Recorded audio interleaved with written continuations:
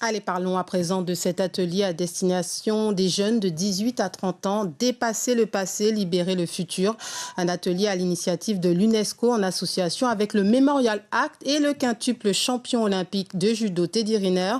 Objectif, offrir aux jeunes une compréhension approfondie des racines historiques du racisme et de la nécessité d'une guérison collective. Et c'est ce samedi au MACT. Pour en parler, Teddy Riner, bonsoir. Bonsoir. Alors, qu'est-ce qui vous a poussé à participer à cet atelier ? Déjà, moi, dès qu'on parle de la Guadeloupe et de mes racines, de nos origines, c'est important de répondre présent. L'UNESCO, c'est pas une petite entité, c'est quelque chose à chaque fois qui prend le devant de grandes causes. Et je pense que l'esclavage, on doit en parler librement. On doit pouvoir se dire qu'il y a eu l'esclavage, de ne pas oublier, mais il faut avancer. C'est important. Justement, vous-même, pensez-vous avoir assez été éduqué sur l'histoire de l'esclavage ? Oh que oui, oh que oui. J'ai été éduqué par mes parents, j'ai été éduqué par... Sans tabou. Sans tabou. Alors, je sais pas si la technique a été la bonne, mais en tout cas, je sais que j'ai regardé pas mal de films. Mes parents m'ont mis devant un film très connu qui s'appelle Kunta Kinte. J'ai pu aller moi-même, lorsque plus grand, on pouvait aller voir le Memorial Act. On a eu pas mal de discussions, on a eu pas mal d'échanges constructifs, comprendre d'où on sort, nos racines, comment on est arrivé en Guadeloupe. Donc voilà, il faut savoir aussi en Guadeloupe qu'il y a eu deux peuples, savoir son histoire c'est important et je pense que la jeunesse a besoin de savoir et de m'avoir choisi comme parrain sur cette cause, voilà, moi je suis très honoré et je serai ravi si demain, lors des premiers échanges que je vais avoir avec les écoliers, les lycéens et le public, j'ai des questions et on va surtout sensibiliser et peut-être changer des façons de penser. Parce qu'il faut avancer, parce que l'esclavage, exactement, c'était il y a plusieurs années. Maintenant, il faut avancer. Je dis pas qu'il faut oublier. Alors justement, vous êtes monté au créneau avec d'autres personnalités sur la question de la vie chère. Ces questions sociétales, voire historiques, qui nous concernent, nous tous, selon vous, elles sont-elles assez débattues ? Est-ce qu'il faut encore se battre et justement monter au créneau davantage ? Oui, il faut encore se battre. Attention, quand je dis se battre, je n'appelle pas aux armes, bien évidemment. La petite anecdote, hier, j'étais à l'Élysée pour un dîner d'État avec le président brésilien et le président Macron. Et j'ai croisé notre cher ministre Manuel Valls, ministre des Outre-mer, et je lui ai dit que j'étais très content de le voir et qu'on comptait beaucoup sur tout ce qu'il a dit, qu'il allait prendre à bras-le-corps les dossiers et que je ne vais pas lâcher. Je vais suivre tout ce qu'il va faire parce que j'aime entendre des paroles et j'aime voir les actes. Donc, c'est ma façon de mener et de soutenir mon île et bien sûr les Outre-mer. Parce que voilà, ce n'est pas que quand ça arrange tout le monde qu'on est français. Et il faut que ça le soit tout le temps.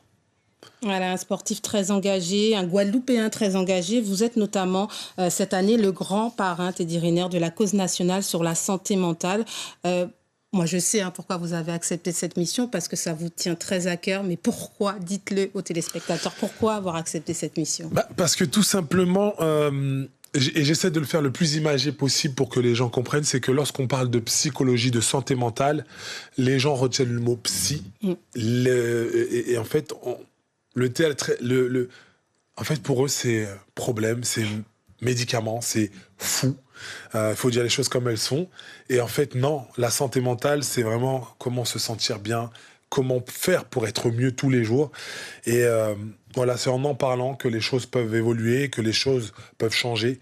Si le mot psychologie... Désacraliser le mot psychologue qui fait peur. Ça, ce sont vos termes. Exact.